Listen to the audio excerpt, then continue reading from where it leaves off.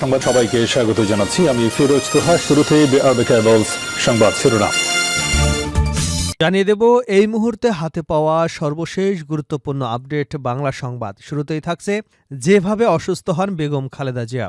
যেই স্বদেশকে তিনি শেষ ঠিকানা মনে করতেন, সেই স্বদেশের মাটিতেই শেষ নিঃশ্বাস ত্যাগ করলেন দেশের প্রথম নারী প্রধানমন্ত্রী, বিএনপি চেয়ারপারসন বেগম খালেদা জিয়া। 1 মাসেরও বেশি সময় রাজধানীর এভারকেয়ার হাসপাতালে থেকে মঙ্গলবার ভোর 6টায় শেষ নিঃশ্বাস ত্যাগ করেন তিনি। প্রিয় দর্শক, ঠিক কিভাবে খালেদা জিয়ার অসুস্থতার জীবন শুরু হলো, এ বিষয়ে থাকছে একটি তথ্যমূলক আলোচনা। সঙ্গে থাকুন। এবারে জানাবো মানিক মিয়া অ্যাভিনিউ জুড়ে জানাজা আয়োজনের প্রস্তুতি। গণতান্ত্রিক আন্দোলনের আপসী নেত্রী, বিএনপি চেয়ারপারসন ও সাবেক প্রধানমন্ত্রী বেগম খালেদা জিয়ার জানাজা বুধবার বাদ জোহর বেলা 2টায় মানিক মিয়া অ্যাভিনিউ জুড়ে অনুষ্ঠিত হবে। এজন্য মানিক মিয়া অ্যাভিনিউ জুড়ে জানাজা আয়োজনের সকল প্রস্তুতি নেওয়া হয়েছে। জানাবো খালেদা জিয়ার মৃত্যুতে শোকে কাতর পুরো জাতি। মঙ্গলবার সকাল 6টা সূর্যের আলো ফোটার আগেই দেশের আকাশটা হঠাৎই যেন অস্বাভাবিকভাবে ভারী হয়ে ওঠে। ঘন কুয়াশা আর হিম বাতাসেও এক ধরনের স্তব্ধতা, অজানা শূন্যতায় হাহাকারে ভরা। ঠিক সেই সময় পৃথিবীকে বিদায় জানালেন বেগম জিয়া। জানিয়ে দেব শীতের প্রকোপ কবে কমবে জানালো আবহাওয়া অধিদপ্তর।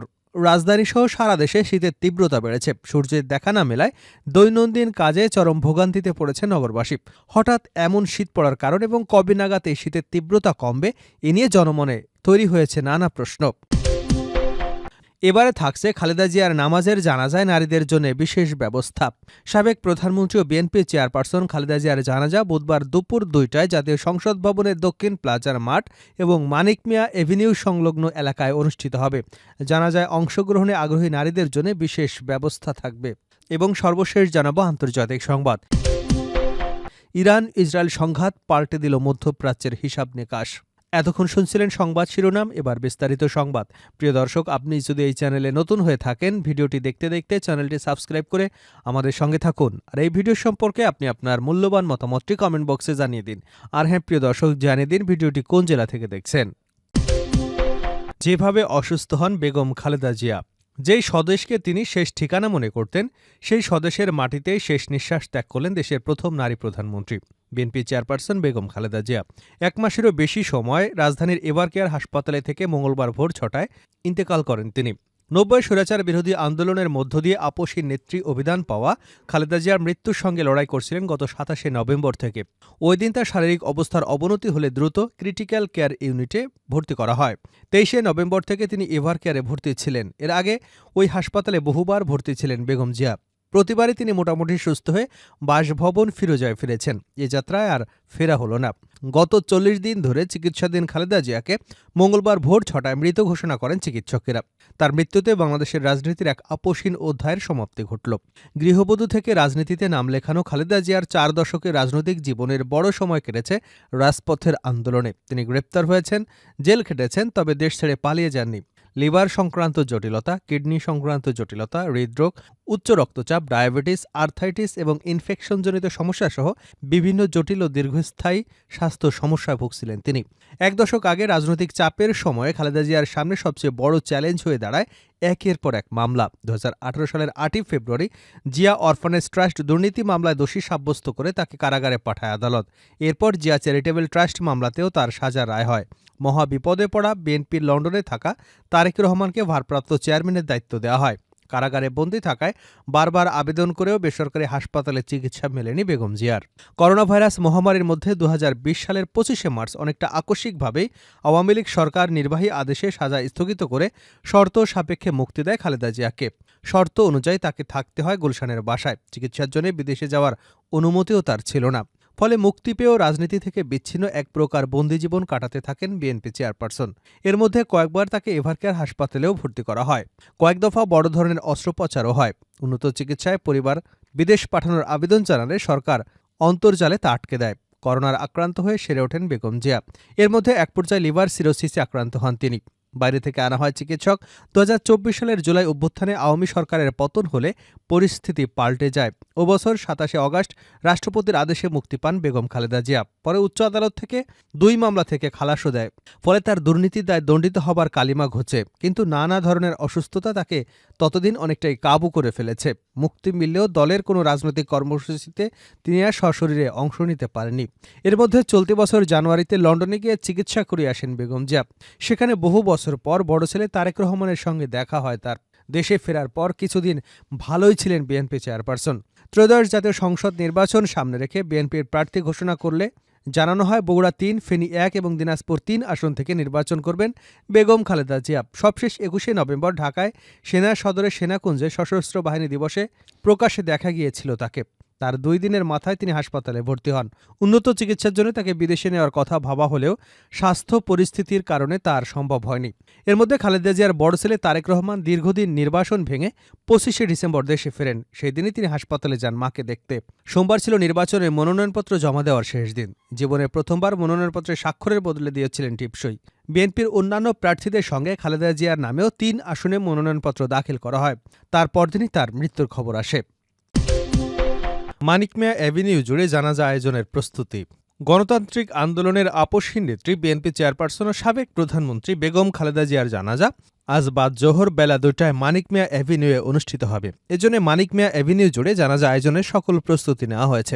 এ সময় জাতীয় সংসদের দক্ষিণ প্লাজার পরিবর্তে মানিক মিয়া অ্যাভিনিউয়ের পশ্চিম প্রান্তে বেগম খালেদা জিয়ার কফিন রাখা হবে।